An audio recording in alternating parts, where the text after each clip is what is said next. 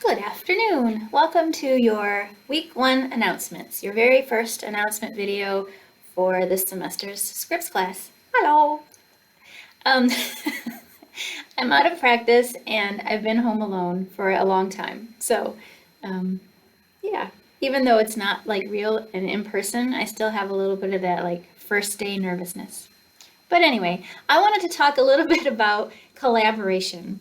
Unlike a poem or a novel or a short story or an essay, your end audience for a script is not necessarily the first people to read it, right? They get to see your work. Your intended audience gets to see your work after other professionals have interpreted your work and completed it with you. Okay, so a director and actors and designers, other crew members like cinematographers, they are going to have some sort of input into that final product that the audience sees. And then on top of working with other professionals who are going to contribute to the end product, you also have budget considerations, right? So I know a lot of times students are like, yeah, we know this. We talked about this last semester, right? In the introduction to creative writing class, or I kind of already knew this. But it really does change how you write, and especially that balance between stage directions or set directions, right? And the dialogue. Okay, so this balance between what the characters are saying and what they're doing, and how much of what they're doing you have to explain in the script itself.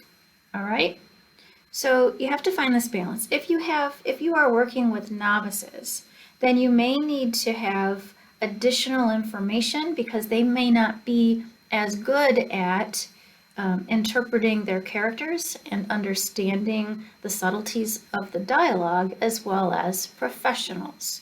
So you may need to have a little bit of extra information. On the other hand, you don't want to write CGI and crane shots and helicopter shots into a training video for warehouse workers because that's going to extend the budget and you're going to lose your job.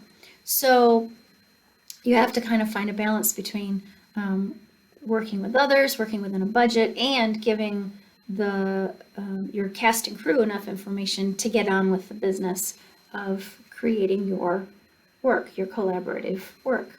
So this is going to be important, especially since you're working with groups and the level of experience within the groups may be varied. You may have people who have acted and done staged readings before. You may have people who've been in films before, people who have long lists of experience, and you may have people who've only ever read comic books. Who knows? There's nothing wrong with that, but it just means that they may not be able to be as good at reading as some others, so you may want to give them a little bit of extra help.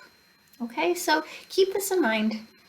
This collaboration, this idea of collaboration, collaborating with a budget, collaborating with other professionals as you write your scripts.